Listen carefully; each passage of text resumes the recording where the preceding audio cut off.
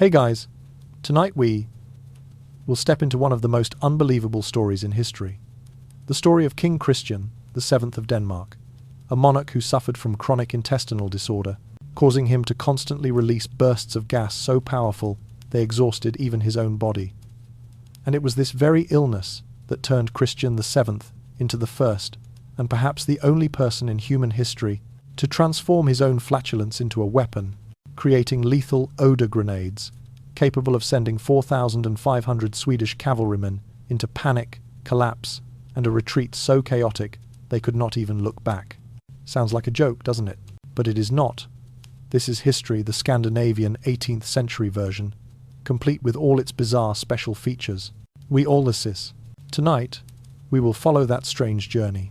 From the very first stench that seeped into the velvet curtains of Copenhagen Castle, to the secret royal sessions where courtiers collected the king's gas as if it were a strategic resource, and finally, to the moment when those royal stink bombs soared through the air, fell into the Swedish cavalry formations, and changed the course of a real battle in ways no textbook would ever dare to mention. A story both ridiculous and horrifying, one that makes you wonder, is history a tragedy, or is it a cosmic joke? So, before you get comfortable, take a moment to like the video and subscribe, but only if you genuinely enjoy what I do here. And where are you watching this video from? What time is it where you live right now? Comment below. I love seeing our community's time zone map, stretching from Asia to Europe, all the way to Latin America. Now, dim the lights, maybe turn on a fan for that soft background hum, and let's ease into tonight's journey together. The stench, clinging to King Christian VII, was not merely an unfortunate consequence of illness. It became his power, his invisible authority, the strange, lingering signature he left on every document, every council meeting, every political decision within the Danish royal court. People whispered that he ruled not only with fear, but also with the relentless gas produced by his own body. He was a monarch burdened with a severe intestinal condition, yet instead of hiding it or withdrawing from public life, he embraced it as if it were a peculiar gift from fate. His entire existence unfolded as a long chain of humiliation and shame, and yet the most disturbing part was that he turned all of it into entertainment. Under his reign, the palace slowly transformed into a foul-smelling prison, in which everyone was forced to endure. Beginning in the year 1767, stories about the court of Christian VII spread across Europe. They were not tales of war, nor accounts of diplomatic triumphs, nor the glittering narratives one might expect from a royal household. What captivated and horrified foreign officials was the persistent, thick, suffocating odor that seeped into everything. It crept into the layers of fabric hanging from the windows, soaked into the velvet curtains, settled into every corner of the stone walls, and even clung to the bindings of books stored inside the royal library. French and English visitors, upon returning home, wrote in their journals with tones sharpened by disbelief and dread, "Never has the smell of the human body reached such a level." Each morning in the palace felt like the opening of a new battle. Servants arrived armed with lavender, rose water, and even strong vinegar in desperate attempts to chase away the smell. But nothing, not the strongest scents nor the most diligent scrubbing, could overpower the king's condition. Christian VII could release a burst of gas at any moment, whether during a banquet, in the middle of receiving foreign envoys, or even while signing royal decrees. Not once did he show embarrassment. Many recount that he often giggled softly whenever he saw someone wince or try to hold their breath. In his mind, the discomfort of those around him became a source of amusement. But for the court, that same amusement was a burden, a daily torment from which there was no escape. Every footstep behind the king carried with it the fear of what might happen next. Every gathering, formal or informal, became a silent test of endurance. And so the days moved slowly, thickly, under that haze of odor and anxiety. The palace chambers, once symbols of grandeur, turned into suffocating spaces, haunted by a tension too subtle to name, yet too overwhelming to ignore. Servants tiptoed through corridors with the caution of soldiers navigating a battlefield, always alert for the invisible attack that might strike without warning. Ministers, even the most seasoned and hardened, learned to maintain perfect composure, even when their eyes watered or their chests tightened. They could not cough. They could not flinch. They certainly could not complain. There were moments quiet, almost dreamlike, when the king would pause in a hallway and simply observe those around him. His gaze, distant and unfocused, drifted from face to face, studying expressions with a curious mix of innocence and mischief. Then, suddenly, the moment would pass, accompanied by a faint sound, and the entire corridor would stiffen. Some described these moments as unpredictable storms in miniature, silent build-ups followed by invisible blasts. No one dared speak of these incidents openly. The walls of Copenhagen Castle had ears, and any remark, no matter how small, could be interpreted as an insult to the king. And an insult, even unintentional, carried consequences. Thus the palace learned to exist in a strange balance, an outward display of loyalty, an inward struggle to breathe. The king's condition, instead of receding, seemed to grow into something larger than life. It shaped the rhythm of the court, the thoughts of the servants, the dread of ambassadors. It became its own kind of presence, as though Christian VII carried with him not only his royal authority, but also an aura of unavoidable humiliation that everyone had to acknowledge. Yet, in the soft darkness of night, when the palace finally quieted and the air drifted into stillness, a heavier realization settled upon those who served him. This was only the beginning. The odor that clung to the king was more than a private embarrassment. It was becoming a force, creeping silently into the future, preparing to shape events no one yet imagined.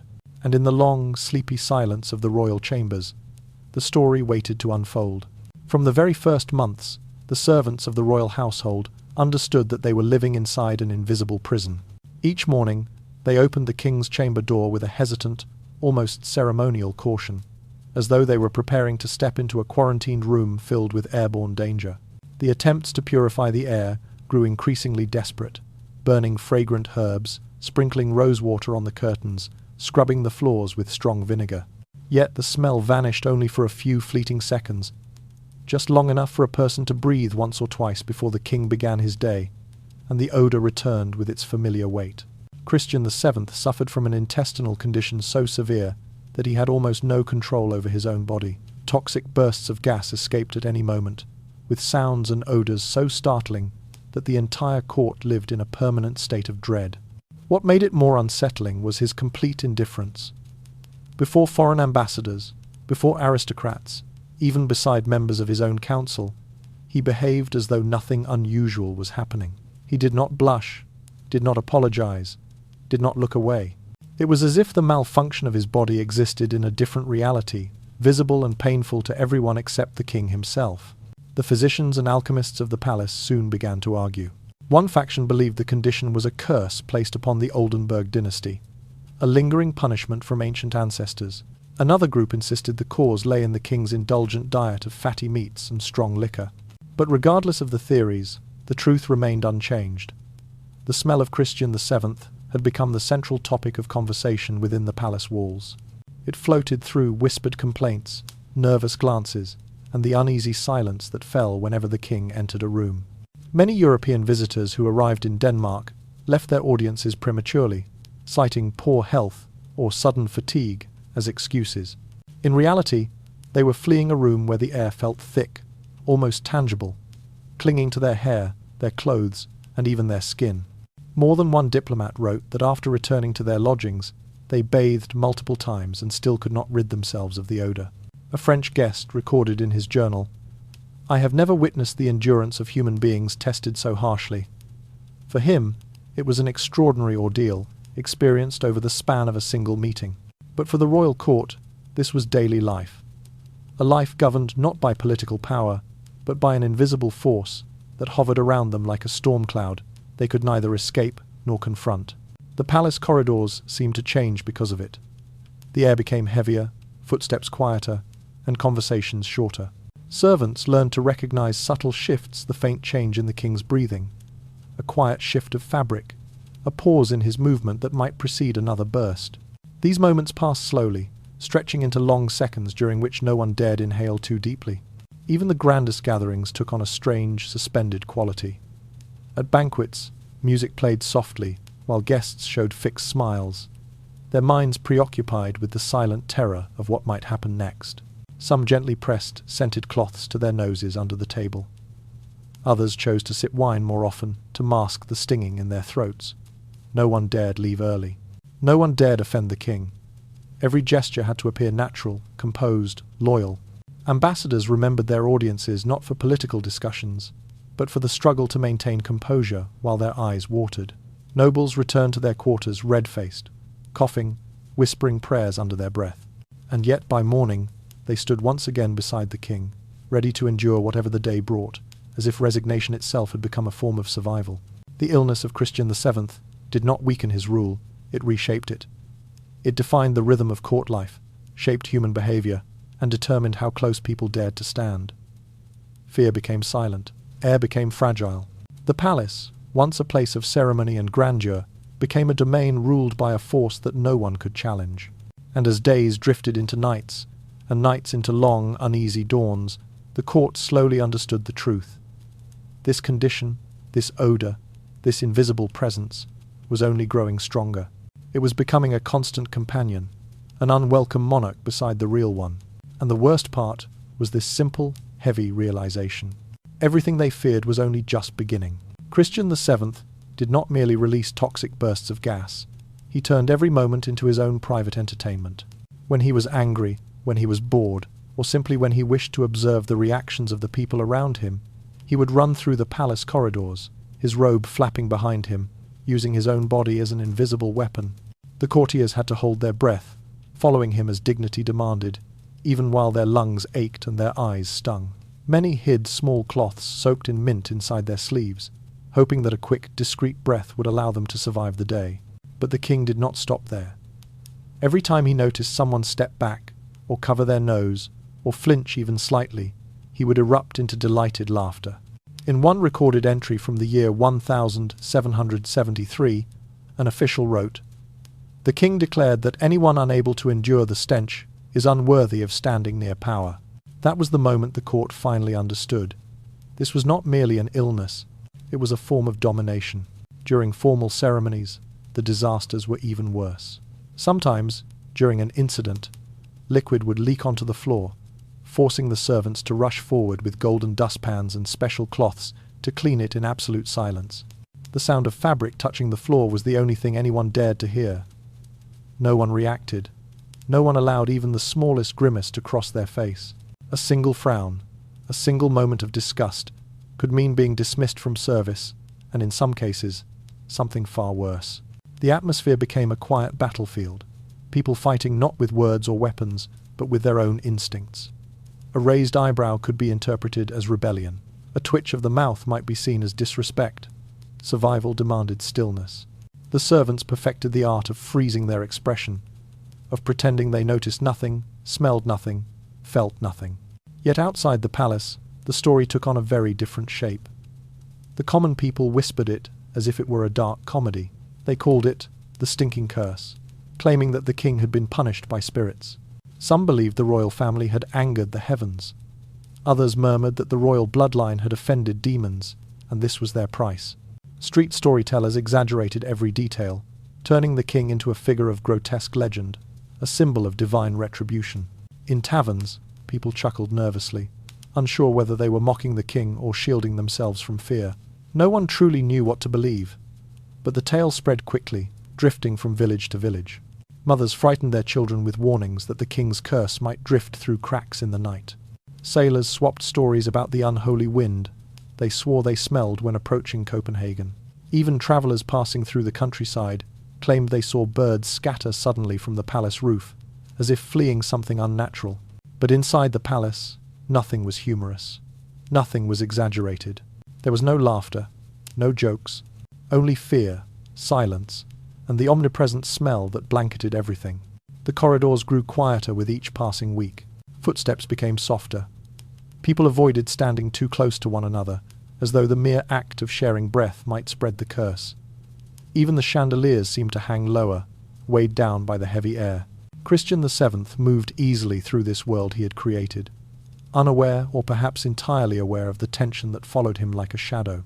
Servants bowed deeply when he passed, their faces serene and unmoving, while their hearts pounded like drums in their chests. Ministers tried to maintain their dignity during audiences, but their hands trembled. There was no room for weakness, no room for humanity. The palace had become a place ruled by an invisible force, not the king's authority, but the king's odour. And so the days continued, in this oppressive rhythm, breath held, eyes downcast. Silence absolute. The people beyond the walls could laugh and mock, but those inside knew the truth. The king's condition was not a tale, not a curse, not a myth. It was their daily reality, inescapable, unpredictable, and overwhelming. And as the long nights of Copenhagen deepened, the court realized the truth with a quiet, resigned dread. The smell was not fading. It was becoming stronger. And this, too, was only the beginning. Over time, people began to understand that the king's stench was not merely unpleasant, it was making them sick. Servants developed persistent coughs. Their faces grew pale, and strange rashes appeared across their skin. Some of the younger attendants, once full of energy, suddenly showed signs of wasting away, their bodies thinning as though something invisible were draining them. A few whispered that their teeth had loosened and fallen out after a particularly severe attack, when the air in the king's chamber had grown so thick and acrid it felt almost alive. The physicians of the palace were utterly helpless. They could not explain why those who stood near Christian VII suffered burns on their skin, numbness in their fingers, or dizzy spells that lasted for hours. Their medical knowledge offered no answer. Yet each of them knew the truth, and each avoided speaking it aloud, as though naming the cause would make the horror more real. Silence became the unspoken rule of the royal infirmary. But the most terrifying figure was the king's own physician. His name was never preserved in the records, but his behavior was. He possessed an unsettling fascination with the king's odor, approaching it not with disgust but with reverence. He often asked Christian VII to release his gas directly in front of him, lifting his hands as though receiving a sacred blessing. Witnesses claimed his eyes would flutter shut, his chest rising with a deep breath, his expression transformed into something resembling religious bliss. It was as if the stench itself had become his form of worship. It was this same physician who proposed constructing a sanctuary of odor, a windowless, ventilationless chamber with thick stone walls designed to trap the king's fumes like a sacred essence. The room was cold and dim, with a narrow couch where Christian VII would lie for hours, slipping into a strange, trance-like state. When he emerged, his face was pale, drained, but oddly content, as if he had communed with something only he could sense. The physician would remain inside long after, breathing slowly, lingering in the air as though reluctant to let the last traces escape. The workers tasked with building this chamber suffered the most. Their skin cracked within days, their nails peeled, lifting painfully from the nail beds. Their clothes, soaked with the smell, could not be washed and had to be burned at the end of each shift.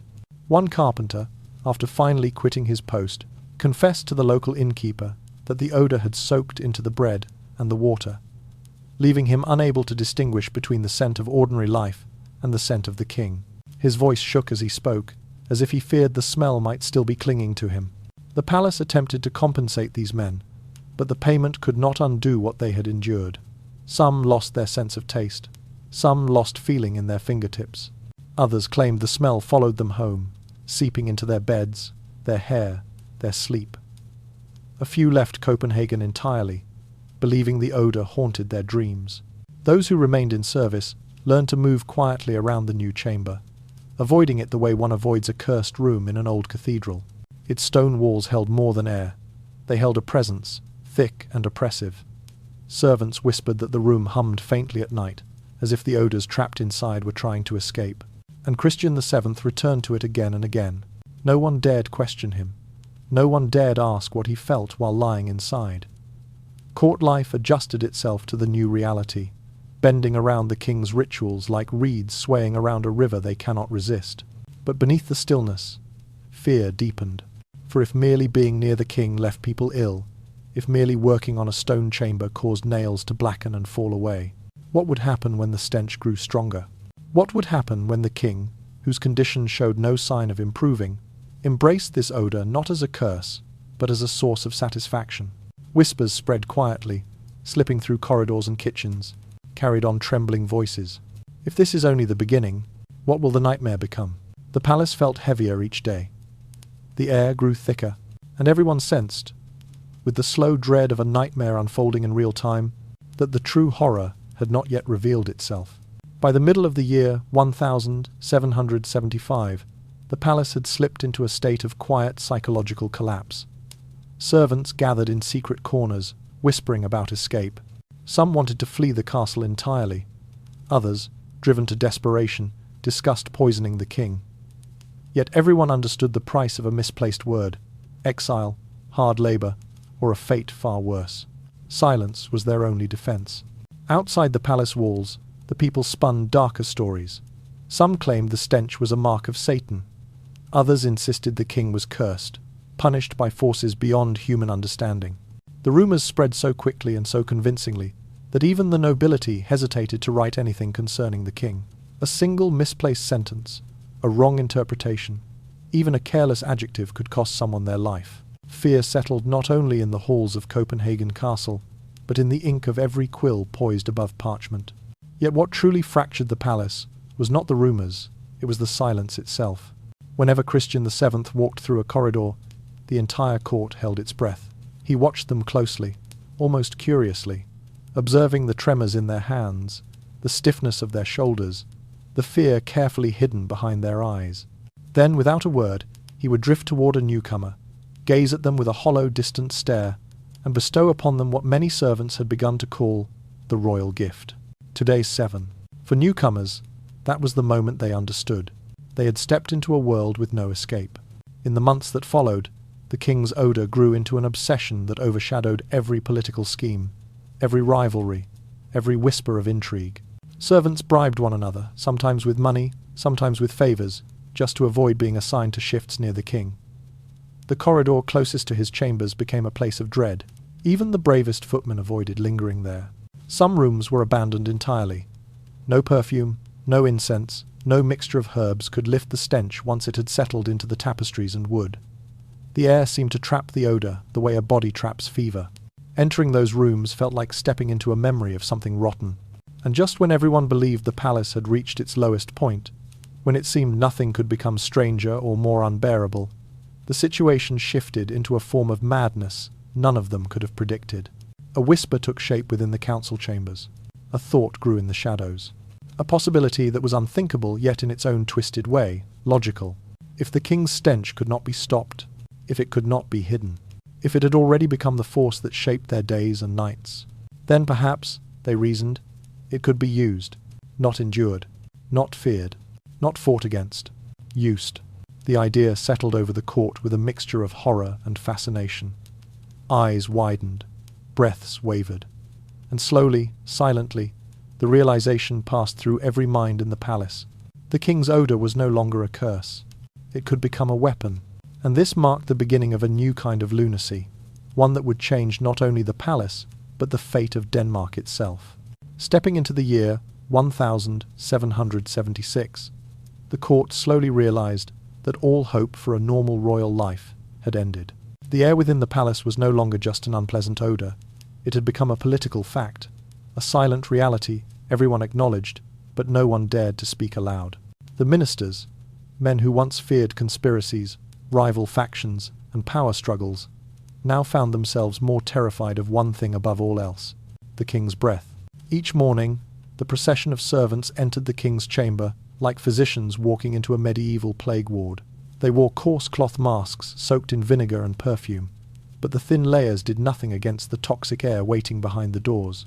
On the worst days, merely standing half an hour in the king's room was enough for the smell to cling to their skin, lingering for days no matter how much they scrubbed. A journal entry dated the 19th of May described the sight of 4 young guards collapsing inside the chamber. They were dragged out like lifeless bodies. No one dared to ask what had happened, everyone already knew.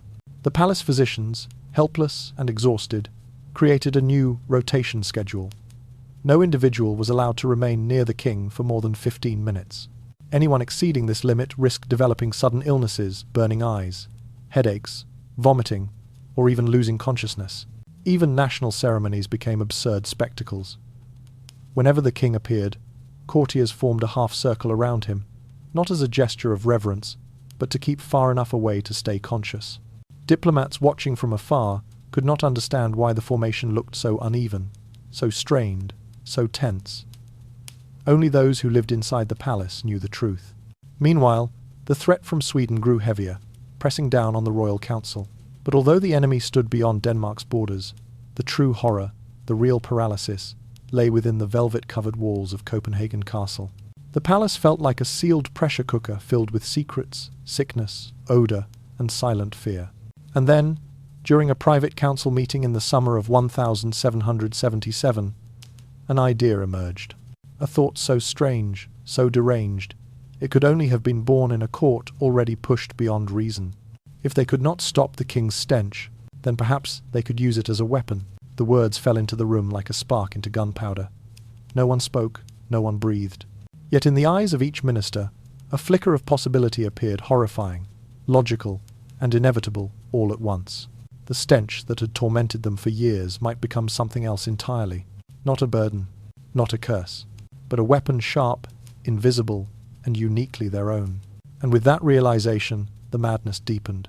Secret meetings began to slip into the late hours of the night, held in shuttered rooms where candle flames wavered weakly and shadows clung to the walls. Only a handful of people were allowed to attend. Trusted ministers, engineers whose hands were familiar with the heat of metal, skilled craftsmen, and a few alchemists whose strange knowledge of vapors and reactions made them valuable in this peculiar new enterprise. They bent over the table in whispers, speaking so softly it seemed they feared even the walls might overhear them.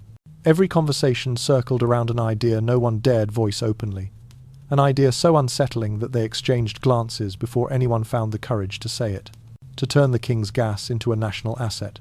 At first, the suggestion drew tight, painful laughter, the kind that escaped from exhausted men who had endured too much. A laugh from people who had lived too long in dread, until even madness began to make sense. In a palace where one could faint simply by standing too close to the king, where the stench had become a silent tyrant ruling over all, the idea that once sounded like a joke now carried a strange, warped logic. It felt like the only escape from a suffocating reality. Soon the craftsmen began their trials. They stitched leather into thick pouches, shaped heavy glass jars, and prepared clay vessels sealed with beeswax. Every container they could imagine was used in an attempt to capture the king's emissions. With trembling hands, they placed them beneath chairs, in sealed rooms, then rushed to close and seal them the moment an opportunity arose. But many jars cracked under the pressure during the sealing process, releasing an invisible burst of fumes. Servants nearby collapsed instantly, retching, their eyes red and streaming, coughing until they could no longer stand. Just a few seconds of exposure was enough to leave someone bedridden for half a day. Those who took part in the experiments gradually became a separate class of their own. They did not resemble ordinary humans anymore. Their eyes were perpetually tired, their breaths shallow, their hands trembling from burns and blisters. At the end of each work session, their clothing was gathered and burned. Without hesitation, no one dared allow anything carrying the scent to leave the palace. Their hands were coated in a thick protective balm to keep the toxins from seeping through the skin. Yet even with this, many suffered swelling, peeling flesh, or headaches so intense they lost sleep for many nights.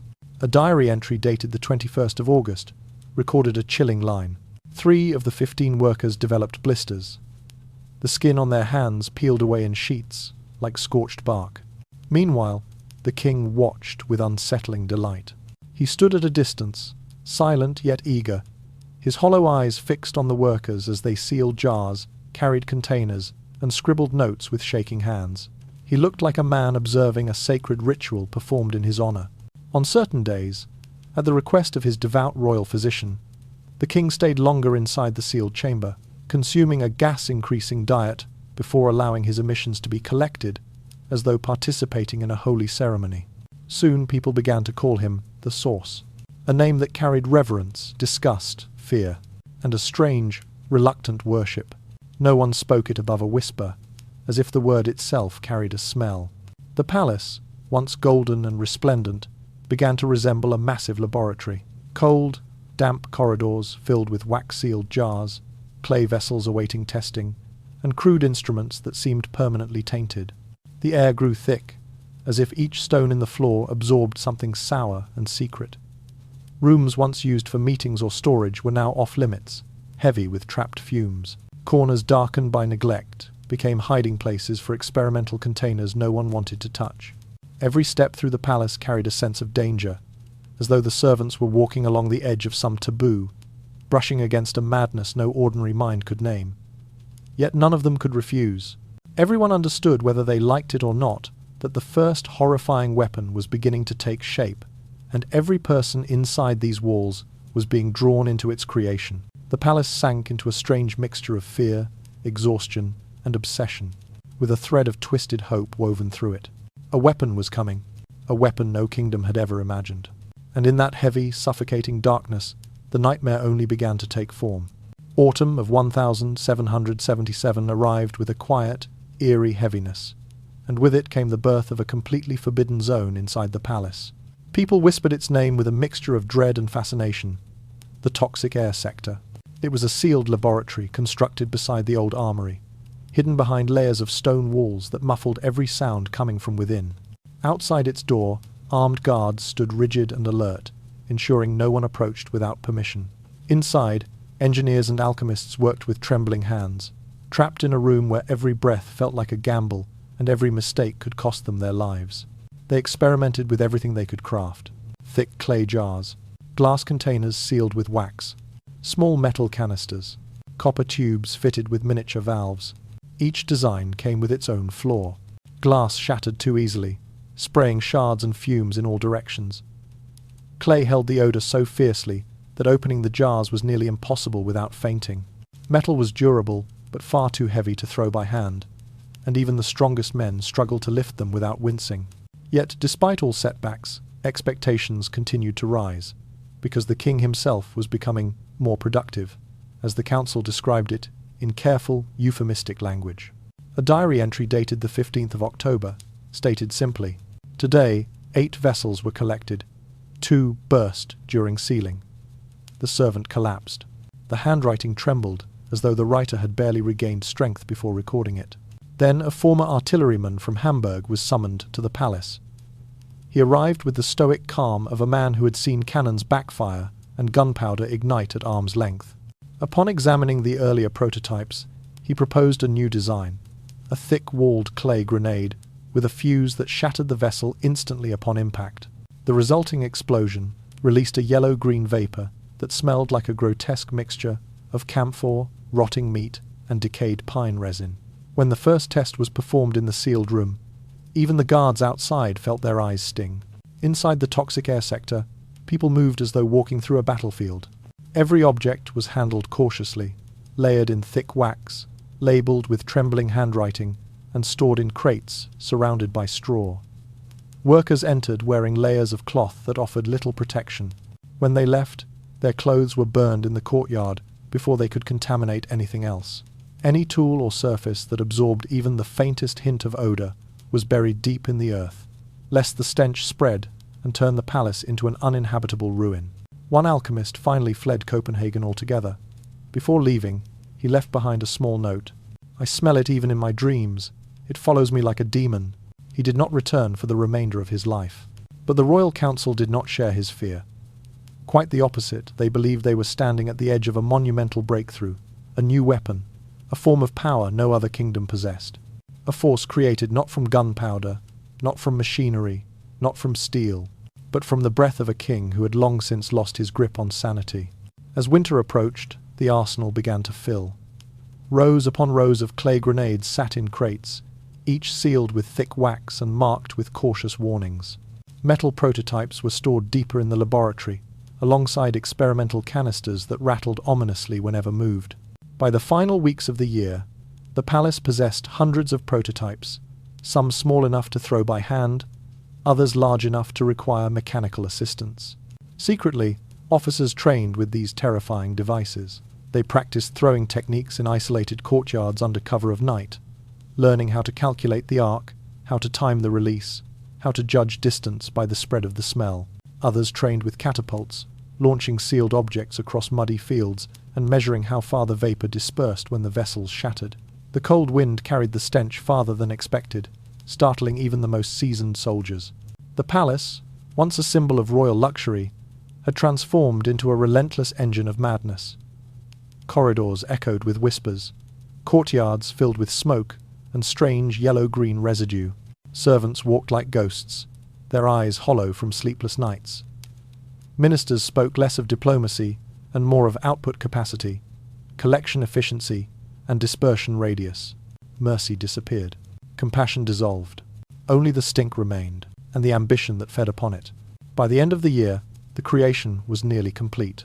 A weapon born from decay, shaped by desperation, and fueled by the breath of a king who never understood what he had become.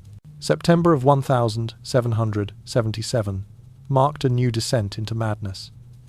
A chamber was constructed, silent, sealed, and suffocating, known only as the gas collection room. It stood like a shrine to a force no one dared name, its double-layered walls muffling every sound, its heavy steel door locking with a finality that made even the guards shiver. Inside, a network of pipes spread like veins across the stone, all leading to dozens of glass vessels waiting to receive what the court now called the royal output. And then began a program unlike anything recorded in human history, the gas augmentation diet. Under the physician's strict orders, every day the king consumed 3 meals of boiled peas, fermented cabbage, smoked meat, milk, stewed turnips. Nothing was chosen for flavor, nothing for nutrition. Every item was calculated to increase production. The royal physician documented the process with unnerving devotion. The first day of October, the odor is stronger. The heaviness increased. The color shifts to a clearer yellow. The gas collection ritual became something the servants spoke of only in trembling whispers. The king would sit on a specially constructed chair, its seat hollow, the pipes beneath it leading directly into sealed glass chambers. When the physician gave the signal, the valves opened with a soft hiss, and the poisonous vapors flowed downward as if they were precious liquid being poured into treasure flasks. On a good day, 8 vessels were collected. On a bad day, 1 vessel burst, the pressure shattering glass and releasing a cloud so potent that 2 men collapsed instantly, twitching on the floor until others dragged them out by their ankles. Those tasked with carrying the vessels developed 2 fates, both tragic in their own way. Some became so deeply haunted that they begged to leave Copenhagen, shaking uncontrollably when they heard the soft clink of glass. Others grew numb, hollow, as though something inside them had died. They walked through the corridors without expression, indifferent to danger, indifferent to fear, indifferent to themselves. It was as if the stench had stripped away more than their strength. It had taken their souls. And through all of this, the king drifted further and further from reality. He rarely spoke now. He did not ask questions. He did not acknowledge the people around him. He simply entered the gas collection chamber each day, lowering himself onto the chair with slow, ritualistic calm. Hours passed as he sat there, motionless, his eyes vacant yet glimmering faintly at the edges, as though he felt a strange, private satisfaction. Sometimes his lips curved into a thin, eerie smile. To him, this was no longer an illness. It was power. It was destiny. It was the one thing that made him great. The physician fed this delusion with silent reverence. He bowed his head each time a valve opened, recording every detail in a trembling script. Ministers tiptoed around the chamber like pilgrims. Servants held their breath near the pipes, their vision blurring from the sting. Every corner of the palace began to pulse with the rhythm of this new obsession. Vessels were catalogued, labelled, and stacked. Crates were reinforced, locked, and escorted by armed guards. Schedules were rewritten around the king's output cycles. The palace, once a symbol of luxury, became a machine orbiting the breath of one man. Rooms that once held councils now stored equipment. Halls once meant for celebration echoed with the sound of clattering jars and the muffled groans of overworked servants. Even the kitchen smelled faintly of vinegar, soap, and something darker lingering beneath. Outside, the world still believed in diplomacy, armies, and alliances. But inside Copenhagen Castle, the only thing that mattered was the next collection, the next vessel, the next successful sealing. Everything depended on the king's body, on the invisible force he produced, on the fumes that frightened some and emboldened others. And so the court continued, balancing madness with duty, ambition with dread. No one dared oppose the new system. No one dared question it. For the truth was simple and suffocating. The entire kingdom now revolved around the breath of a madman. March of 1778 arrived, beneath a sky darker than any Denmark had seen in years. Thick clouds pressed low over the horizon, as if the heavens themselves sensed the dread gathering across the kingdom. From the north, Sweden advanced with 4,500 cavalrymen, a disciplined force of armoured riders, whose reputation alone could crush the morale of smaller nations. Their horses were powerful, their officers seasoned, and their tactics sharpened over countless campaigns. For Denmark, it was not merely a threat, it was the edge of extinction. But in Copenhagen, behind velvet curtains and stone walls, the Royal Council had prepared a weapon no army on earth could have imagined. 176 Oder grenades were ready. At dawn, crude catapults and wooden launchers were positioned along the forward line. Young Danish soldiers stood uneasily beside crates sealed with thick wax. They had no idea what they carried, only that the smell seeped faintly through the wax itself, stinging their eyes, tightening their throats. Some wiped tears discreetly with their sleeves.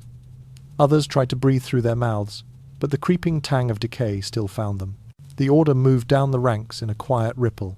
Prepare the first volley. The king was not on the battlefield. He sat far away in Copenhagen, inside his sealed chamber, listening to every report brought to him by trembling messengers. For him, each grenade fired counted as a personal triumph. Every launch was another mark of his strange, invisible legacy. At 7:42 in the morning, the final command rose across the battlefield like a crack of thunder. Fire! A series of clay vessels arched into the grey sky, spinning, glinting faintly before dropping into the Swedish formation. At first, the Swedish soldiers laughed. The objects looked ridiculous, crude, almost insulting. But the laughter lasted only moments. Within 1 minute, screams rippled through the cavalry. Horses reared wildly, slamming their riders into the mud. Panic spread like lightning. The yellow-green gas burst from the shattered clay, rolling low across the ground like a living fog. It seeped through armor seams, crawled beneath helmets, and clung to fabric like sticky poison. Some soldiers collapsed instantly, clawing at their throats. Others fell to their knees, retching, blinded by tears. A few stumbled forward, as if strangled by an invisible hand. A record dated the 23rd of March captured the horror in a single line. Approximately 1/3 of the formation lost all ability to move. The battlefield shifted from laughter to chaos in minutes. Horses bolted without riders, trampling their own lines. Officers tried to shout commands, but their voices cracked beneath coughing fits. Those who attempted to rally the troops gagged before they could speak. The gas clung to everything: armor, leather, skin refusing to dissipate. It hung over the cavalry like a curse. By midday, the Swedish army had descended into complete disorder. Ranks shattered. Cavalry units dissolved.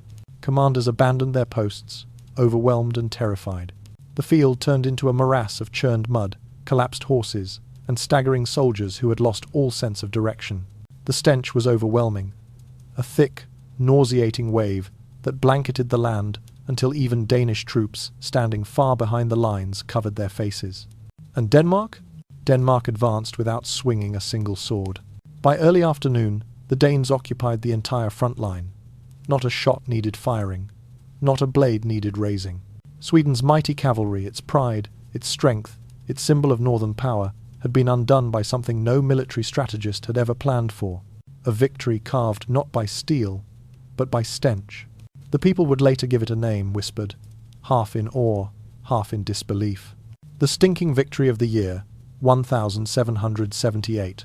And though the wind would someday clear the battlefield, the memory of that day of the gas, the panic, the invisible devastation, would linger in history like an odor that could never quite be washed away.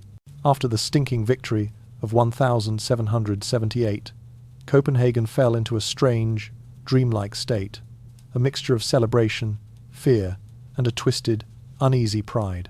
Crowds gathered in the city squares, whispering stories that sounded too absurd to be real.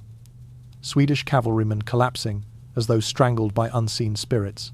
Entire formations dissolving without a single spear thrust or musket shot. Soldiers fleeing from an enemy they could neither see nor fight. Denmark had won a war with something no one had ever considered a weapon. Merchants quickly seized the moment. They sold tiny glass trinkets labelled "the King's Strength," as though the nation's salvation could be bottled and worn as a charm. Children played Danish grenades, tossing bags of rotten grass at one another and laughing in triumph. The whole city seemed to mock the very thing that had once horrified them, turning disgust into entertainment, turning shame into legend. While the people rejoiced, a quieter celebration unfolded inside the palace. Engineers received medals. Alchemists were rewarded with gold, silk, or special privileges. Even those who had fainted in the toxic chambers now stood tall like war heroes, their past suffering transformed into proof of loyalty and courage. The humiliation, the sickness, the fear that had cloaked the palace for years, all of it was swept away, rewritten as necessary sacrifice for Denmark's glory. Victory had erased memory. And the king, he did not attend the festivities. He did not give a speech. He did not smile at the crowds. Instead, he wandered through the laboratories alone, drifting like a ghost among shelves of sealed jars and empty vessels. His fingers brushed against the glass softly, almost affectionately. He paused before each container, studying it as though it held a fragment of his soul. Occasionally, a faint, distant smile curved across his lips. The smile of a man who no longer distinguished between illness and greatness, between madness and purpose. To him, this was not something shameful. It was not even something accidental. It was destiny. His stench, once the terror of the court, had become the miracle of the nation. Those who once complained now bragged quietly that they had been part of the project. Servants claimed they had witnessed early experiments. Ministers hinted they had advised the king personally. Everyone wanted a share of the new glory, even if their memories had to be rewritten to fit the story. Beyond Denmark, the tale spread like a haunted legend. In France, Austria, and Russia, ambassadors whispered inquiries about the natural toxic weapon. Letters circulated in secret diplomatic channels describing Copenhagen Castle as a fortress of occult science. One rumor even claimed Denmark had forged a pact with Satan himself. No one knew what to believe, but no one dismissed the story. The Swedish defeat was too real to ignore. Other nations debated whether Denmark had discovered a new art of war or had simply lost its collective sanity. Scholars argued, priests warned, soldiers joked nervously, yet beneath all speculation lurked a deeper unease. If such a weapon could exist once, could it happen again? Inside the palace, however, amid medals and praise, the fear remained. It lived in the shadows of the corridors, in the glances exchanged between servants, in the stiff posture of guards who had seen too much. Because every person who had worked on the project, every person who had carried a jar or sealed a container, knew a truth that no victory could erase. The entire weapon depended on one man, one illness, one body, one unsteady breath. And illness fades. Bodies fail. Breaths weaken. They all knew that someday, soon or late, the king's gas would diminish or cease entirely. And when that day came, Denmark would face an unspoken question, one no one dared voice aloud during the celebrations. What would remain of their kingdom? When the smell was gone, after the victory, there was no relaxation. Instead, the palace sank into a strange, heavy silence, as if every sound had been swallowed by the king's lingering odour. Servants walked more softly. Officials spoke in hushed tones. Even the echo of footsteps on the stone floors seemed to disappear into the thick, unmoving air that clung to every corridor. It felt as though the entire building breathed differently now, shallow, careful breaths, as though attempting not to disturb the presence that ruled it. The king was treated like a saint, but the kind of saint whose shrine no one dares touch. Every movement around him was cautious, every gesture measured. People bowed deeply, yet avoided standing too close. He had become a symbol, but not of holiness or wisdom or bravery. He was a symbol of something far more complicated. A man feared not for his anger or his armies, but for the invisible power drifting from his own body. The servants who once contemplated escape no longer dared to consider it. Before the victory, running away might have been seen as cowardice. Now it would be interpreted as treason, an insult to the very weapon that had saved Denmark. Anyone who fled now risked being branded as someone who threatened a national secret, someone who betrayed the source of Denmark's triumph. And so those who longed to leave stayed silent, swallowing their fear and bowing their heads even lower than before. During this period, the king drifted further away from reality. He spoke less. He ate less. But he spent more time than ever inside the gas collection chamber, lingering as though the thick, suffocating air nourished him in a way speeches and ceremonies never had. There were days when he sat motionless for hours, his head tilted slightly to one side, as though listening to a melody only he could hear. His fingers sometimes twitched gently on the armrests, as though keeping time with an invisible rhythm. Beside him, the royal physician stood like a priest, delivering sacred scripture. His voice was soft, reverent, and disturbingly calm as he whispered, "Power rises from weakness. The odor is a sign of chosen fate. His Majesty has been granted the breath of destiny." No one knew if the king understood any of it, or if he even cared. His face remained blank, serene, caught somewhere between trance and exhaustion. Meanwhile, in the laboratory, the craftsmen continued their quiet, relentless work.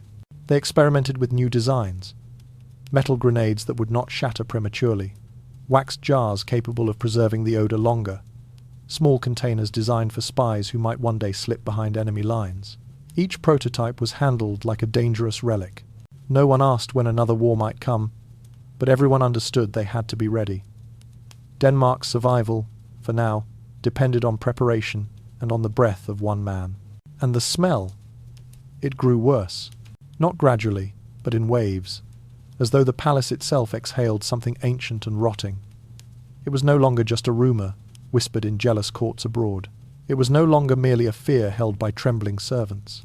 It became a constant presence felt in every breath, clinging to the inner lining of every lung. Ministers went home with the odor still on their clothes. Servants carried traces of it in their hair. Even the walls seemed to absorb it, holding onto it like a memory they refused to let fade. Meetings took place behind closed doors, but no one could escape the sense that they were being watched not by people, but by the very air around them. The palace had changed. It no longer felt like a residence. It felt like a device, humming quietly beneath its marble floors. Then one day, someone finally said aloud what everyone had already realized in their hearts. The palace was no longer a home. It had become a secret machine, powered by the breath of the king. A machine that demanded constant maintenance. A machine that consumed the strength of servants, the sanity of alchemists, the dignity of ministers. A machine that could not be allowed to stop. And somewhere, beneath all the silence and fear, beneath the rituals and whispered prayers, beneath the stench that had reshaped the entire kingdom, there lingered a truth more terrifying than war or defeat. The machine would keep running, as long as the king continued to breathe. The Danish court slipped deeper into a distorted kind of logic, a worldview twisted by fear, victory, and dependence.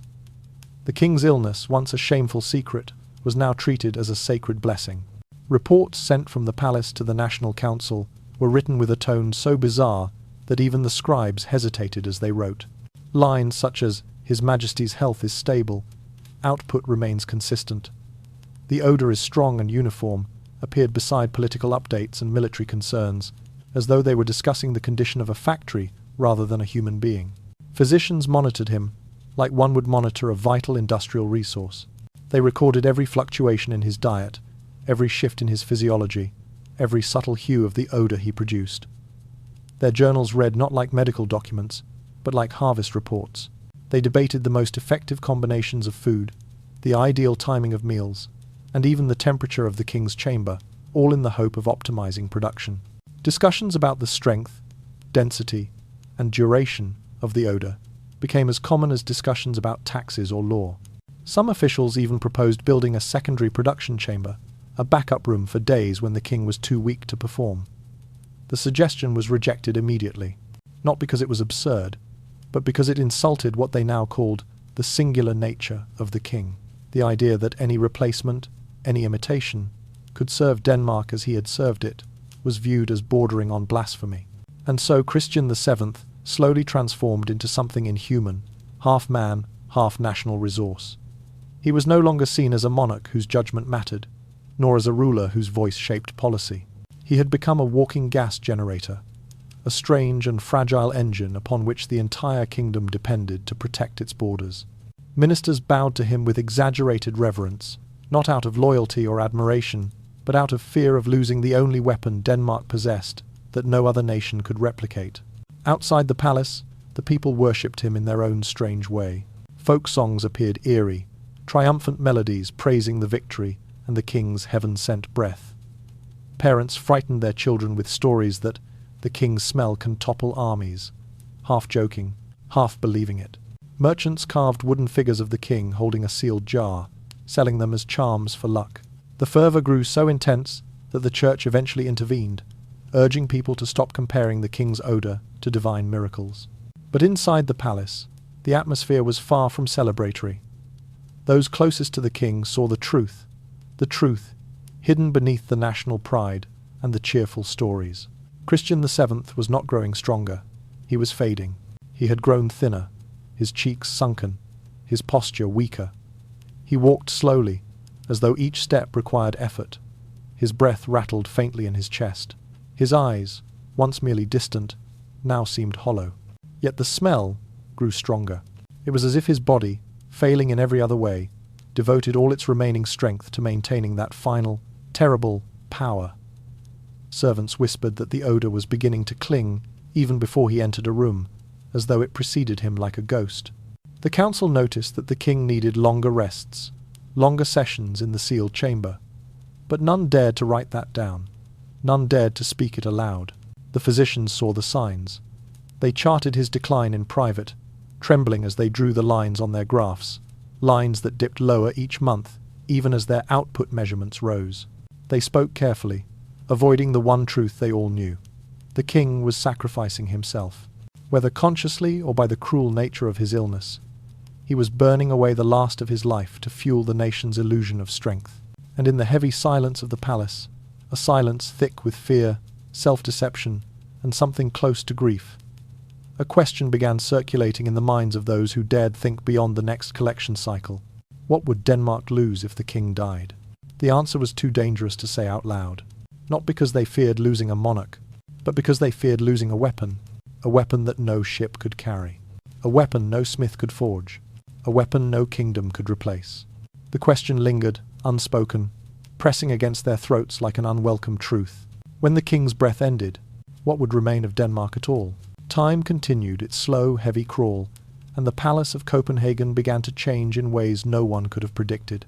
It did not simply smell bad, it became contaminated, as though the odour had seeped into the very bones of the structure. The stench soaked into the walls, into the wood, into the stone floors. It clung to tapestries, to clothing, even to the skin of those who worked there. Anyone who entered for the first time needed only a single breath to understand immediately. This place was no longer like any royal residence in the world. Some chambers were sealed permanently because nothing, not fire, nor vinegar, nor herbs, could purge the odour from them. On damp days, the smell rose again from the stone as if awakened by moisture. Some swore that the walls trembled lightly, as though the building itself were breathing. It might have been imagination, but no one wished to test it. Physicians warned of skin conditions, respiratory illness, and long-term bodily weakening. They spoke of rashes, chronic coughing, dizziness, and inflammation that never fully healed. But the court ignored them. Ministers dismissed the warnings with a cold, unwavering phrase, "It is the price we pay." Rumours spread within the palace that some officials intentionally held their hands near sealed jars to accustom themselves to the odour preparing. They said, for moments when a sample might have to be transported quickly in the event of sudden war. It was madness, but madness justified by fear. The older servants remembered life before the year 1767, a time when one could breathe within the palace without flinching, when air did not feel heavy or alive.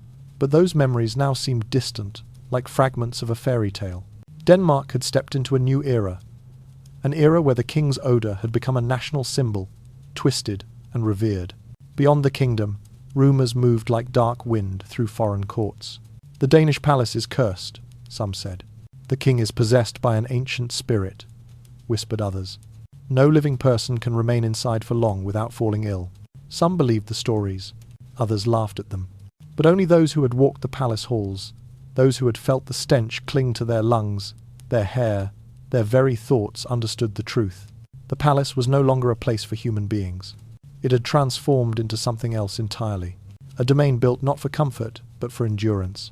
A structure reshaped by the power that flowed from its king.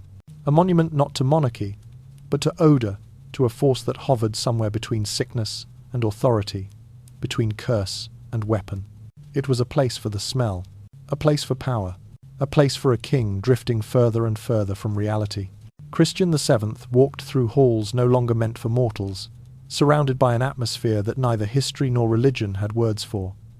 His presence shaped the palace, and the palace shaped him in return. The air grew thicker, the walls darker, the sense of time slower. Every breath the king drew and every breath he released pulled the palace deeper into a world detached from ordinary life.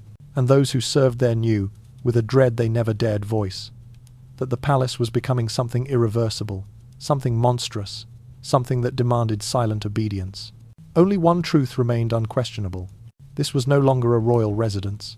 It was a vessel for the smell, for the strange power it carried, and for a king drifting quietly into a kind of living myth, one exhale at a time. In the end, the story did not conclude with war, nor with palace intrigue, nor with a coup.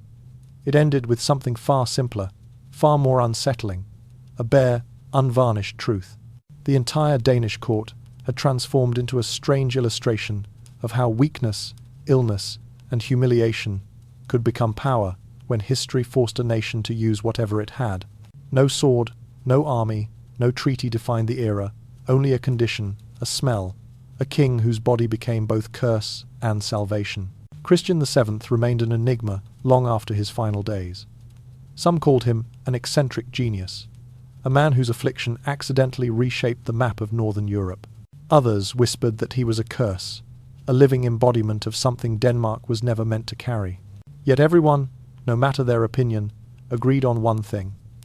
No king before him, and none after, ever accomplished what he did, turning his own frailty into terror, his own sickness into a weapon, his own body into a myth.